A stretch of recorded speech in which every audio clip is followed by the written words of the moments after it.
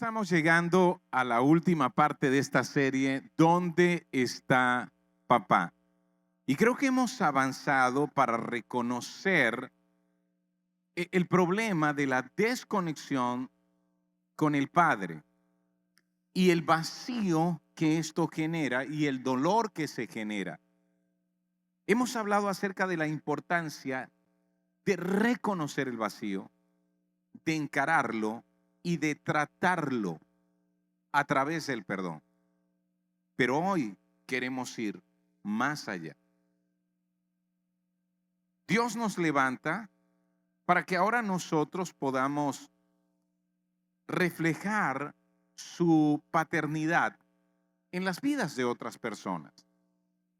Y es así tanto en la relación del hogar como en esa familia extendida a la cual nos conectamos, la familia de Dios, la familia de la fe, la iglesia.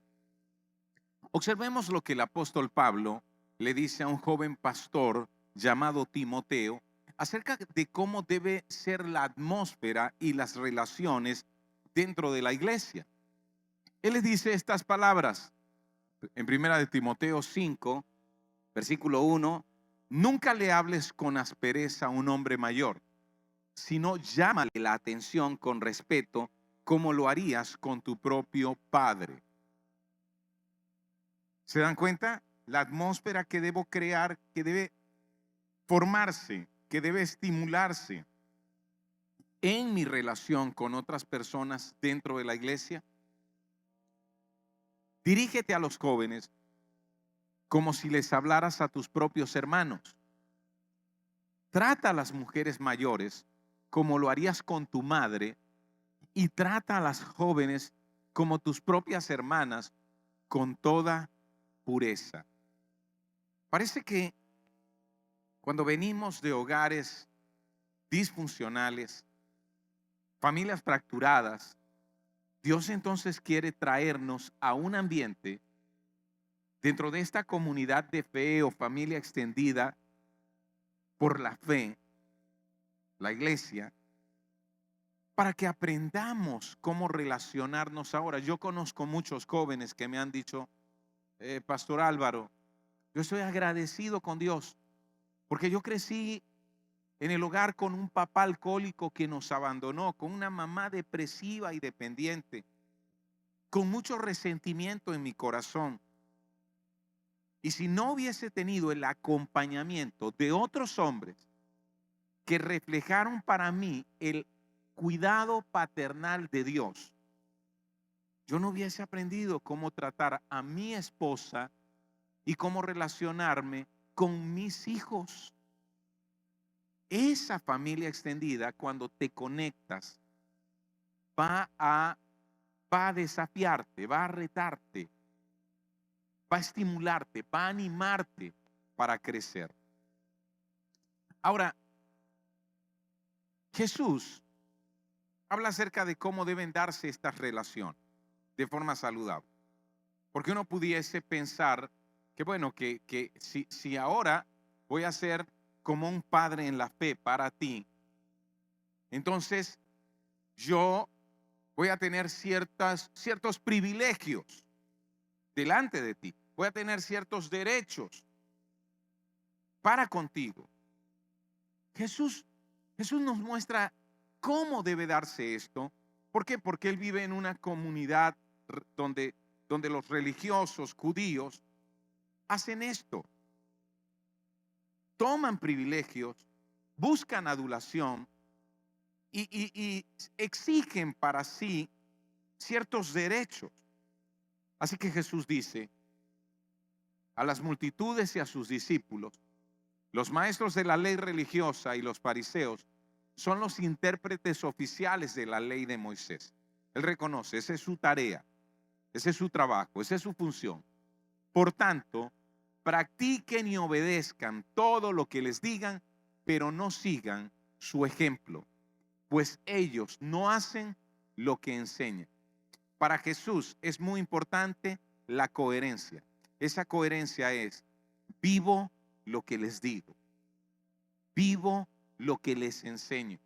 Por eso dice: hagan lo que ellos les enseñan, pero no vivan como ellos viven. Aplastan a la gente bajo el peso de exigencias religiosas insoportables y jamás mueven un dedo para aligerar la carga. ¿Sabes cómo se llama esto? Religión legalista. Todo lo que hacen es para aparentar. En los brazos se ponen anchas cajas de oración con versículos de la Escritura y usan túnicas con flecos muy largos. Hasta hoy los judíos practican esto.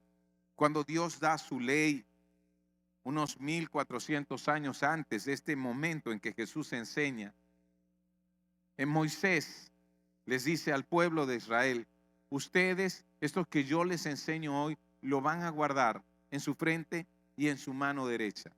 Y ellos lo hacen literalmente, hacen cajas de madera que atan con cintas a su frente y a su brazo derecho, y dentro de esas cajas meten versículos bíblicos para recordar y memorizar. Eso no está mal, pero ellos pensaban que mientras más grande era la caja, entonces más importante yo soy, más recto y justo yo soy. Y Jesús dice: hey, no puede ser que vivan solo de apariencias. Por otro lado, el judío utiliza un manto de oración. Así que cuando va a orar, se coloca su manto sobre su cabeza.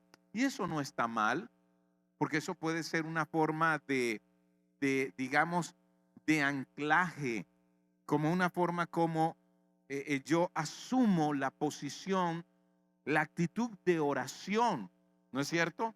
Pero entonces algunos creían que mientras más largos eran los flecos de su manto de oración, con esto estaban mostrando que más oraban ellos durante el día. Y Jesús dice: hey, lo que están haciendo lo están haciendo para aparentar, no es un asunto de su corazón, de su vida real, de su relación real con Dios. Y luego sigue diciendo Jesús: les encanta recibir saludos respetuosos cuando caminan por las plazas y que los llamen rabí. Pero ustedes no permitan que nadie los llame rabí, porque tienen un solo maestro y todos ustedes son hermanos por igual. ¡Wow! Está diciendo: si Dios te da el privilegio de enseñar a otros, no esperes adulación de los otros llamándote con un título especial. Y este título rabí lo que significaba es como maestro de maestro. ¿Ves? No, ustedes tienen que resaltar que somos iguales ante Dios, que a todos Dios nos enseña, que todos necesitamos aprender de Él y que todos podemos ayudarnos mutuamente. Luego sigue diciendo: además, aquí en la tierra no se dirijan a nadie llamándolo Padre. Por cierto, esta es una palabra muy fuerte en el griego, que es pater, como padre de todo. Porque solo Dios, que está en el cielo, es su Padre espiritual. Y no permitan que nadie los llame maestro, porque ustedes tienen un solo maestro y Mesías. Mira esto. No significa que yo no llame a mi papá padre. El asunto es cuando en mi relación con aquellos que acompaño en su crecimiento espiritual y motivo en su crecimiento espiritual, yo estoy esperando que me den un trato sumamente especial. ¿Ok? Y que me den un título que solo a Dios corresponde. Eso es lo que Jesús está enfatizando. El asunto de cómo ellos se convirtieron, estos religiosos y estos maestros de la ley religiosa, se convirtieron entonces como en un grupo de aduladores que al mismo tiempo luego esperaban adulación de otros. Mira que esto es muy importante, porque cuando uno hace un estudio de las sectas más peligrosas y mortíferas que se han levantado en la historia, inclusive en los últimos años, encuentra que los seguidores de este tipo de secta eran jóvenes y personas con vacío paternal que buscaron en el líder de la secta llenar ese vacío que solo Dios puede llenar. Y ese líder, aprovechándose de ese vacío, comenzó a manipular a estas personas como indicándoles todo lo que debían pensar, decidir o hacer. Sectas como la de Charles Mason, que dirigió un grupo de jóvenes diciendo que él había tenido una revelación, una profecía, donde los negros en los Estados Unidos se levantarían para perseguir y asesinar a los blancos. Y les enseñó a estos jóvenes que ciegamente le seguían, que ellos tenían que activar esa profecía cometiendo asesinatos contra blancos de clase alta. Y así lo hicieron en la ciudad de Hollywood. Una de las mujeres a quien mataron era la esposa de un hombre que llegó a ser un director de cine muy reconocido, el señor Polanski. Y es increíble cómo estos jóvenes fueron a prisión solo siguiendo la voz del líder que se hacía llamar para ellos padre. ¿Qué les parece? Otro ejemplo, la muerte de cerca de 1,000 personas en Johnstown, Guyana, siguiendo a un hombre que también se comportaba como el padre de todos. Él pretendía tener una revelación de parte de Dios que solo él conocía y que solo él podía dársela a las personas, a sus seguidores.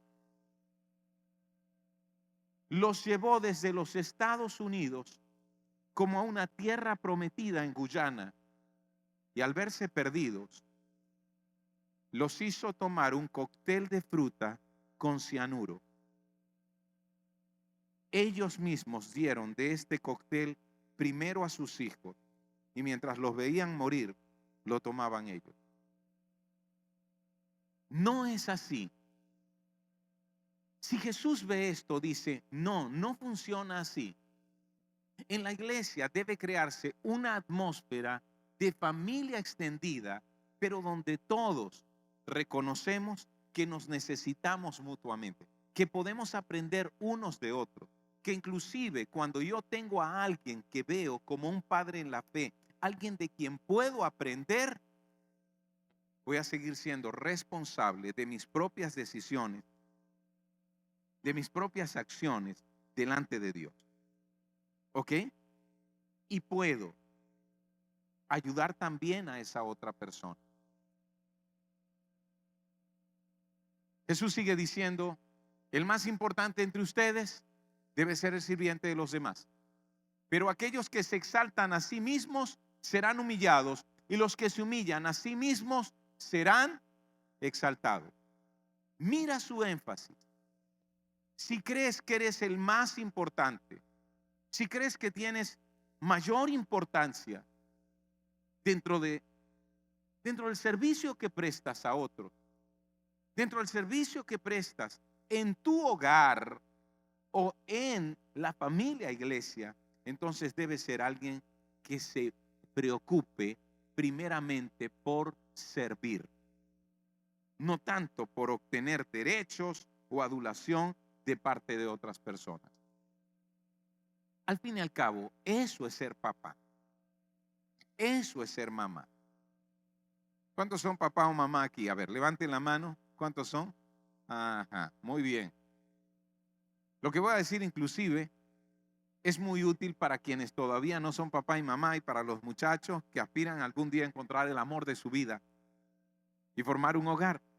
¿Saben cuál es el negocio de ser papá? ¿Saben cuál es el negocio de ser mamá? Yo no sé si usted lo tiene claro. El negocio es cuidar de otra persona. Ese es el negocio de ser papá y mamá. Brindar cuidado. Gran negocio, ¿no? Ahora, inclusive ese cuidado que brindamos debe llevar a esa personita que al principio depende completamente de nosotros, lo debe llevar en el camino mientras crece para que llegue a un punto donde luego ya no dependa de ti, sino que sea responsable plenamente por su propia vida. Se espera que un hijo, pasados varios años, después de los 20, ya sea responsable por su propia vida. Ya tú no te entrometas en sus decisiones. No significa que dejes de ser su papá o su mamá, pero serás el padre de un adulto que debe hacerse responsable y que está bien que te busque para pedirte un consejo, pero ya no podrás dirigirlo. Y eso es difícil de entender. Porque al fin y al cabo, si el negocio de ser padres es el negocio de cuidar, la tarea es esta: ser un puente entre el corazón de Dios y el corazón de tus hijos, para que algún día, cuando ya tú no estés, ellos estén conectados con el Padre Celestial. Eso es fundamental. En ese sentido, inclusive aquí se cumple lo que el Señor dice en mi labor como padre dentro del hogar. Si soy papá, soy una persona muy importante en casa, ¿no es cierto? Soy el jefe de la familia, pero como jefe mi enfoque debe ser servir. ¿Qué te parece? Y no exaltarme a mí mismo, sino más bien, muchas veces, echar a un lado mis necesidades y mis deseos para bendecir al otro. Algún día, lo deseable, hijos, escuchen esto, lo deseable es que algún día mis hijos me honren por esto. Lo deseable es que reconozcan mi valor y mi importancia en las cosas que le di, en el tiempo que dediqué, en el esfuerzo que invertí. Pero papás, escuchen esto, no es algo que pueda exigir. Puedo esperarlo, es un buen deseo, pero no es algo que pueda exigir. Dependerá de ello. ¿Qué tal? Vamos a ver la diferencia entre el padre dominante y el padre saludable. Y esta va a ser una autoevaluación para todos nosotros. Así que yo voy a ir mostrándote cómo es un padre dominante y cómo es un padre saludable, y tú vas a ir midiendo cuál es tu tendencia, dominante o saludable. De antemano les digo, todos somos egoístas. ¿Hay aquí alguien que diga, para nada, yo soy egoísta? Por lo tanto, nuestra inclinación natural es a ser padres dominantes. Esa es nuestra tendencia. Eso es lo que esperamos. De esa manera muchas veces pretendemos guiar la vida de otras personas, tanto en el hogar como en esa familia extendida por la fe que se llama iglesia. Comencemos entonces. Esto va a doler, pero solo un poco, ¿ok? Los padres dominantes pretenden tener la primera y la última palabra. Los padres saludables ayudan a otros a aprender a oír la voz de Dios. Cuando dentro de una iglesia alguien se presenta como que él tiene la primera y la última palabra de todo. ¿Sabes? Hay personas que a veces vienen y hablan como de parte de Dios diciendo, Dios me ha dado una revelación, una nueva revelación que nunca antes se la dio a nadie más. Dude de eso.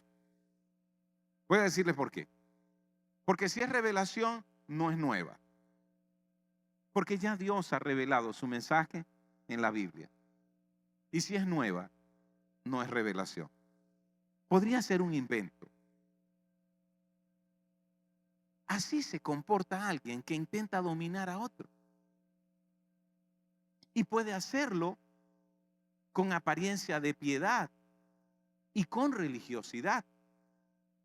En cambio, un padre saludable, hablando acerca de esta paternidad en la fe, de levantar a otros, animarlos, ayudarlos a crecer, le enseñará a otros a escuchar la voz de Dios. Le dirá, sabes, así como Dios me habla a mí, también quiere hablar a tu corazón.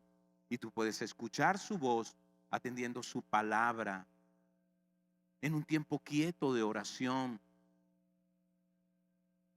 Y esa debe ser la actitud de un consejero, de un pastor o de un mentor. A veces como pastor tengo la mala costumbre de pretender decirle a la gente lo que tú debes hacer, lo que tú tienes que decidir en este caso. No. El mejor consejero, pastor o mentor, el más saludable, siempre preguntará, ¿cómo ves la situación? ¿Qué piensas al respecto? ¿Cómo te sientes frente a eso? ¿Qué quieres hacer en este momento? Y juntos buscarán la guía de Dios al respecto. Solo te estoy acompañando, pero finalmente la decisión será tuya, porque eres responsable por tu vida. A ver, dígame, ¿cuál es su tendencia? ¿Dominante o saludable? ¿Ah?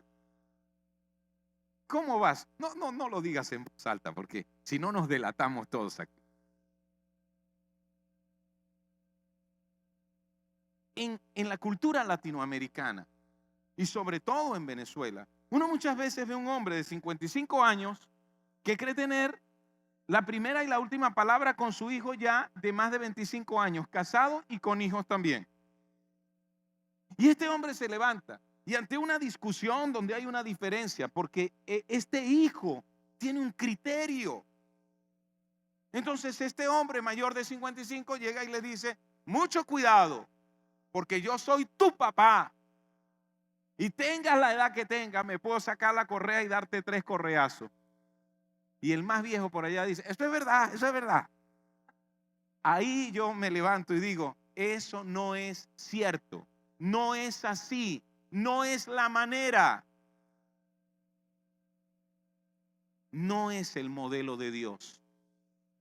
Porque el modelo de Dios es, como padre, voy a caminar al lado de mi hijo. Y al principio, cuando es un bebé, dependerá completamente de mí. Y yo seré completamente responsable de su vida. Pero en la medida en que vamos caminando, debo ir enseñándole progresivamente a hacerse responsable y a tomar decisiones y a depender de otros recursos, aprovechar otros recursos, hasta que, como ya lo he dicho, varios años después de los 20, él sea completamente responsable por su vida e independiente, dependiendo de Dios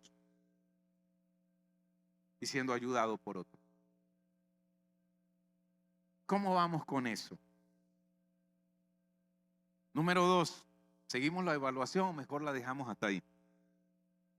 Padres dominantes se preocupan por sus derechos y exigen privilegios. Padres saludables se preocupan por sus responsabilidades y por servir. ¿Ve la diferencia? ¿A quiénes se parecían los maestros de la ley religiosa a quien Jesús señaló? ¿Al padre dominante o al padre saludable? ¿Verdad que estos maestros de la ley religiosa se preocupaban por sus derechos y por sus privilegios? Querían ser llamados pater, querían ser llamados rabí, donde quiera que iban. No está mal que yo reconozca a alguien en su servicio de enseñanza como un maestro y que pueda presentarlo. Porque años más tarde de lo que Jesús dice acerca de los maestros de la ley religiosa, uno de los apóstoles, el apóstol Pablo, dijo, porque él mismo, Dios mismo, ha establecido, y esto es para la iglesia, para la familia iglesia, la comunidad de fe, apóstoles, profetas, evangelistas, pastores, maestros. Pero esa es una función, no es un título que me dé más privilegios o derechos sobre la gente. Es un servicio, es una responsabilidad que asumo para ayudar a otros, animarlos, impulsarles a crecer en su fe, en su relación con Dios. ¿Se dan cuenta la diferencia? Piensa, ¿cuántas veces tú has esperado recibir ciertos privilegios? Porque ahora estás acompañando a otros y le estás ayudando. ¿Cuántas veces te has asumido derechos sobre la vida de esa persona que no te corresponden? ¿Cuántas veces te olvidaste de enfocarte en tus responsabilidades y en servir? Jesús dice, porque el mayor de ustedes, si te consideras mayor entre ustedes, debe ser como su, y lo leímos, como su sirviente. Wow. Y eso también se aplica en el hogar, ¿sabías? Eso también. Hey, ojo, no estoy diciendo que restemos importancia al llamado que Dios hace a los hijos de honrar a sus padres. Porque inclusive ese es el primer mandamiento que contiene una promesa. Honra a tu padre y a tu madre. ¿Y sabes cuál es la promesa? Para que te vaya bien y tengas larga vida sobre la tierra. Sí, pero recuerda, como papá, yo puedo desear eso, pero quizás no pueda demandarlo. ¿Ok? Sobre todo cuando mis hijos ya son adultos. Ellos recibirán bendición si me honran. Pero reclamarles que tú tienes que darme, hey, será una situación muy confusa. Cuanto más en la iglesia, cuando ejerces paternidad en la fe para otras personas. Vamos al número 3. Padres dominantes procuran controlar las acciones de otros. Padres saludables animan a depender de Dios y madurar. Estado de nosotros. ¿Qué es este estado de nosotros? En el desarrollo del carácter hay 3 estados. El primer estado es un estado infantil que se llama el estado del tú, porque somos como niños diciendo, tú debes proveerme, tú debes ayudarme, tú debes encaminarme, tú tienes que darme. ¿Verdad que así son los niños? ¿Verdad que eso es internamente lo que los niños demandan? El otro estado es el estado del yo. Y ese es un estado no infantil, pero es un estado adolescente. ¿Sabe? Cuando ya el adolescente llega a mayor independencia, ¿qué cree? Que se la sabe todas y algo más. Así que entra en el estado del yo. Yo puedo proveerme, yo puedo hacerlo, yo puedo decidirlo. Yo no necesito de ti. Algunas personas piensan que cuando llegan al estado del yo, ese estado independiente, este estado dependiente, el estado del tú, es dependiente, dependo del otro. Algunas personas piensan que cuando llegan al estado del yo, llegaron a la madurez completa. Olvídese de ese cuento. La madurez del carácter es cuando llegamos al estado de nosotros. Se llama interdependencia, donde reconocemos que nos necesitamos mutuamente. Mira cómo suena el nosotros. Nosotros proveeremos. Nosotros nos ayudaremos mutuamente. Nosotros decidiremos en común acuerdo. Dígame, ¿Quién está preparado para el matrimonio? ¿El que vive en el estado del tú? ¿El que vive en el estado del yo? ¿O el que vive en el estado del nosotros? ¿Quién está preparado para el matrimonio? Solo el que vive en el estado del nosotros. ¿Cuántas veces yo he escuchado a una mujer en el estado del tú? Ella se casó en el estado del tú, dependiente. Y habla más o menos de esta manera: tú me has hecho una infeliz.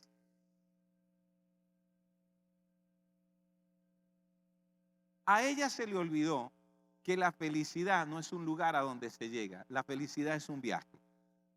Y también se le olvidó que la felicidad es principalmente tu responsabilidad. Pero ¿cuántos hombres se han casado en el estado del yo? Ya casi que ponen el cartelito que dice: la casada es mi esposa. Porque siguen viviendo la vida de, dígalo, siguen viviendo la vida de soltero. Ellos hacen y deshacen como si su comportamiento no afectara a alguien más. Una tendencia egoísta, independiente. Solo estás preparado para el matrimonio cuando llegas al estado del nosotros. Cuando entiendes que esta es una relación de equipo de una sola carne. Y solo así puede funcionar. ¿Ok? Así que el padre saludable anima a sus hijos a depender de Dios y a madurar y a entrar en el estado de nosotros. A ver, número 4. Padres dominantes usan reglas y leyes a fin de controlar. Padres saludables motivan confianza y gracia para estimular crecimiento. Es diferente aquí a aquí. ¿Sabe más o menos cómo funciona la gente que se ha levantado con conceptos religiosos y no con convicciones y conciencia de lo que es correcto ante los ojos de Dios? Si solo creció dentro de un ambiente de religiosidad legalista, alguien le invita: hey, ven, prueba esto. Y él va a decir: no puedo. ¿Por qué? Porque la religión me lo prohíbe. ¿Ha escuchado gente que habla así? Se levantaron en una cultura donde habían reglas y leyes que los controlaban. Es diferente cuando una persona dice: mira, no tengo problemas con eso, pero puedo vivir sin hacerlo. Así estoy mejor. Gracias. Y sin criticar al otro, está tomando una decisión consciente de lo que es beneficioso para sí mismo, de lo que le permite seguir caminando en libertad. Porque ha sido motivado a través de la confianza y de la gracia que estimula su propio crecimiento. Te pregunto, en cada una de estas, ¿cómo te evaluaste? ¿Cuál es tu inclinación o tu tendencia? ¿Cómo fue la atmósfera en la que creciste? ¿Estás reproduciendo esa atmósfera? ¿Tiende a ser dominante o tiende a ser saludable? Presenta eso delante de Dios. Porque recuerda, una vez que tú has reconocido, encarado y tratado tu vacío paternal, ahora Él quiere levantarte para que puedas reflejar el corazón paternal de Dios en la vida de otros. Y Él quiere conectarte dentro de esta familia iglesia para que también puedas comunicar ese corazón paternal a gente más joven, a personas que ahora necesitan crecer y necesitan a alguien que camine a su lado siendo un padre en la fe. Voy a mostrarles a alguien que es un modelo de un padre saludable. Escuchen lo que él dice. Escuchen cómo él habla a su familia iglesia. Se trata del apóstol Pablo. Comparen la manera como el apóstol Pablo habla a la gente, a quien guía, a quien anima, de quien es su pastor. un apóstol que les guía. Escúchenlo y compárenlo con los líderes religiosos, maestros de la ley religiosa judía, a quien Jesús señaló. Primera de Tesalonicenses, a ver, capítulo 2, desde el versículo 7. Mira lo que Pablo dice. Y piensa que tú eres parte de esta comunidad y Pablo te está hablando a ti. Él dice, como apóstoles de Cristo, sin duda teníamos el derecho de hacerle ciertas exigencias. Sin embargo, fuimos como niños entre ustedes. Otra manera de decirlo es, nos comportamos con la ternura de un niño al acercarnos a ustedes. O bien fuimos como una madre que alimenta y cuida a sus propios hijos. Mira, ¿en qué se centró Pablo? ¿En los derechos que tenía o en sus responsabilidades y en servir? Luego sigue diciendo, los amamos tanto que no solo les presentamos la buena noticia de Dios, sino que también les abrimos nuestra propia vida. ¿Sabes lo que está diciendo? Fuimos honestos y transparentes con ustedes para estimular también en ustedes honestidad, transparencia. ¿Acaso no se acuerdan, amados hermanos, cuánto trabajamos entre ustedes? Día y noche nos esforzamos por ganarnos la vida a fin de no ser una carga para ninguno de ustedes mientras predicábamos las buenas noticias de Dios. Es increíble. Este mismo Pablo es el Pablo que escribe que el que trabaja para el evangelio, para la obra de Dios, tiene el derecho de vivir del evangelio o de la obra de Dios. Sin embargo, cuando fue pastor en Tesalónica, prefirió trabajar para darles ejemplo a estos hombres de lo que significa alguien que trabaja y para no ser una carga para ellos. Luego sigue diciendo, ustedes mismos son nuestros testigos, al igual que Dios, de que fuimos consagrados, sinceros, intachables con todos ustedes los creyentes. Está diciendo, cuidamos nuestra coherencia, vivir lo que estábamos enseñando, guiar a través del ejemplo. Y saben que tratamos a cada uno como un padre trata a sus propios hijos. Les rogamos, los alentamos, les insistimos que lleven una vida que Dios considere digna, pues Él los llamó para que tengan parte de su reino y gloria. Wow.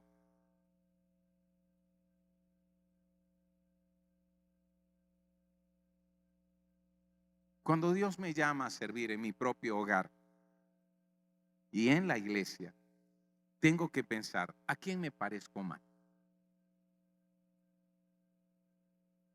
¿A los maestros de la ley religiosa a quien Jesús señalaba o al apóstol Pablo que habla de esta manera? A quienes está guiando y acompañando en su crecimiento espiritual. Dije al principio, como padres en el hogar y como padres en la iglesia, o como el reflejo de ese corazón paternal en la iglesia, debemos crear atmósferas. Y se crea una atmósfera de crecimiento mediante el amor y la confianza. Se crea una atmósfera de pertenencia, incluyendo a otros en el tema que tratamos y en la toma de decisión. Se crea una atmósfera de responsabilidad confiando en otros. Se crea una atmósfera de compasión. ¿Sabes cómo? Mostrando cortesía y amabilidad. Se crea una atmósfera de devoción, orando regularmente y citando la palabra de Dios, recordando la palabra de Dios y adorando a Dios. En los momentos que vivimos, Se crea una atmósfera de fe y visión, percibiendo las necesidades de las personas y discerniendo la respuesta de Dios a sus necesidades. Se crea una atmósfera de generosidad, dando generosamente a otros. Se crea una atmósfera de justicia, recordando la soberanía de Dios sobre todos. Se crea una atmósfera de estima y valor humano, dedicando tiempo a escuchar. Se crea una atmósfera de autoestima, afirmando y animando a quienes están cerca de nosotros. Se crea una atmósfera de consuelo, llorando con los que lloran cuando son heridos. Se crea una atmósfera de unidad y de equipo, deseando sinceramente involucrar a otros en el servicio y orando para que ellos hagan mejores obras que las que nosotros hasta ahora hemos hecho. Se crea una atmósfera de gozo y paz, expresando agradecimiento a Dios en medio de las circunstancias más difíciles, viendo lo bueno que hay en los demás. Se crea una atmósfera de obediencia, apreciando lo que Dios indica por encima de lo que las personas puedan pensar. Y se crea una atmósfera de fe, hablando de la grandeza de Dios. Mi pregunta es, ¿qué atmósfera tú estás creando? ¿Es una atmósfera de dominancia o es una atmósfera que refleja el corazón paternal de Dios? Una atmósfera saludable. ¿Qué cambios tú necesitas hacer en tus actitudes? ¿Sabes? Cuando vamos a un grupo pequeño, si somos quienes dirigimos el grupo, y yo quiero crear una atmósfera de honestidad, ¿sabes cuál es la mejor manera de hacerlo? Hablando de mis propias faltas, de mis propios errores, y estando dispuesto a pedir perdón cuando he incurrido en ello. Si no hago eso, la atmósfera que estoy creando no es una atmósfera de honestidad. Es una atmósfera donde cada uno pretende callar las cosas y aparentar que todo está bien cuando no lo está. Vamos a estar de pie. Permíteme orar por ti, orar contigo. Cierra tus ojos ahí donde estás y piensa en qué circunstancias, en qué lugares estás funcionando como un padre dominante, como una mamá dominante. Y dile: Señor, yo quiero reflejar tu corazón. Yo quiero reflejar tu corazón. Enséñame a reflejarlo. Querido Dios, gracias por hablar a nuestra vida. Hoy estamos aquí para aprender de ti, Señor, porque sabemos que muchos necesitan recibir tu corazón paternal. Por eso hoy te pedimos, queremos ser un puente de tu corazón al corazón de aquellos que traes cerca de nosotros. Enséñanos a reflejarlo. Señor, no queremos parecernos a los maestros de la ley religiosa. Queremos más bien algún día hablar a otros como el apóstol Pablo les habló, desde un corazón paternal. Gracias porque tú sanas nuestro corazón, porque tú lo llenas. Gracias. En el nombre de Jesucristo. Amén y amén.